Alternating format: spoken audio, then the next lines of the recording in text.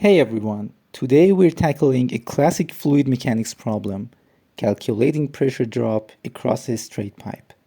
But instead of just one method, I'll show you two ways to do it in MATLAB. One is writing the code from scratch using fundamental equations, and two is using Simscape Fluids for a drag and drop simulation approach. By the end, you'll see which method fits your project best. Let's dive in. First, we want to use the Darcy-Weisbach equation. Delta P equals F times L over D times rho V squared over 2. We need to account for friction factor F, pipe dimensions, fluid properties, and flow type, which is laminar or turbulent.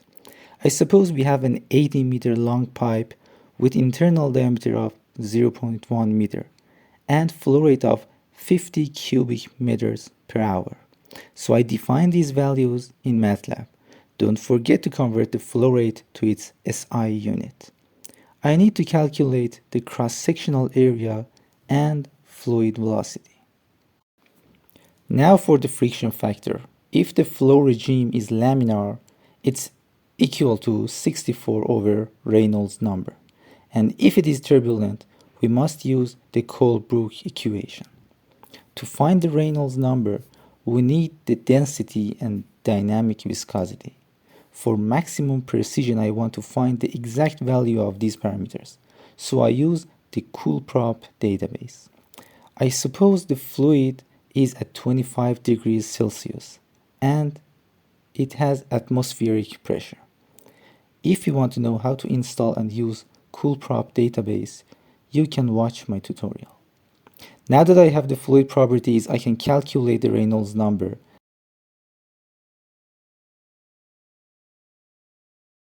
And now, if the Reynolds number is under 2300, the flow is laminar.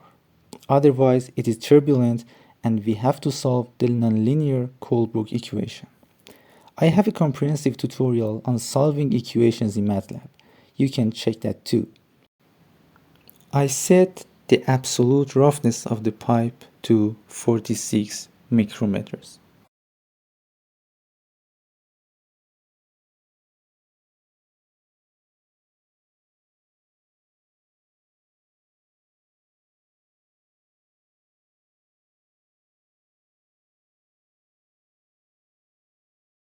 Now everything is ready to calculate the pressure drop.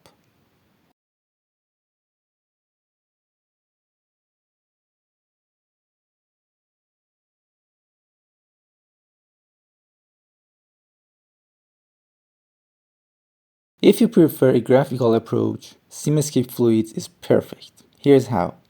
I go to Simulink and in the Simscape module, I want to model a thermal system.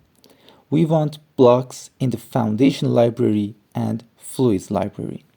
I add a reservoir, so the fluid comes from reservoir and I need another copy to release the fluid into it. Then in the sensors list, I need a pressure sensor to see the pressure drop across my pipe. Then I need a pump to provide the desired flow rate. Next, in the fluid section, I find thermal liquid.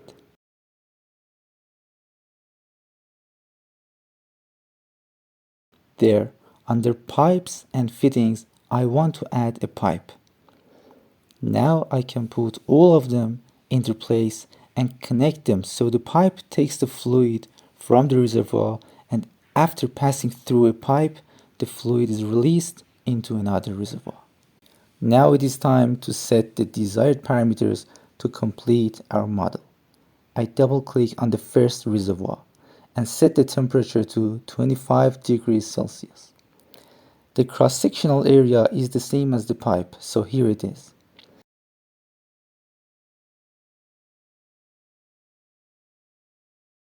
Next, I go to pump block and set it as a constant volumetric flow rate source with 50 cubic meters per hour.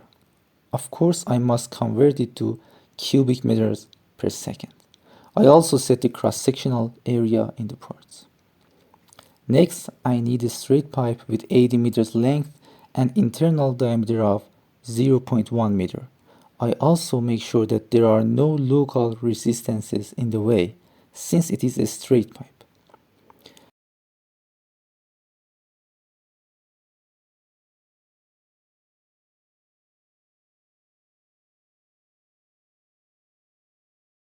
I also set the cross-sectional area in the second reservoir.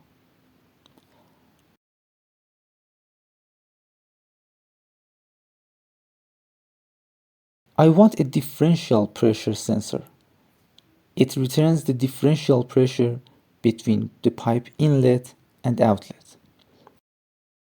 Now, using a PS Simulink converter, the sensor value is ready to be displayed in a display block.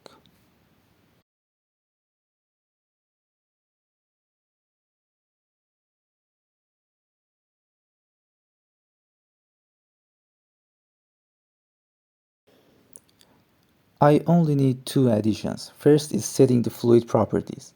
I go to Utilities section and add a thermal liquid properties block and connect it to the system. It is by default water, so we're fine. I also need a solver configuration block. You don't need to change its default settings. I only check the steady state checkbox. Now I run the model and look. Both methods gave us similar results. But while the coding teaches you the theory, Simscape speeds up complex systems. I hope you enjoyed this tutorial. Please don't forget to like this video and subscribe to my channel. Bye bye.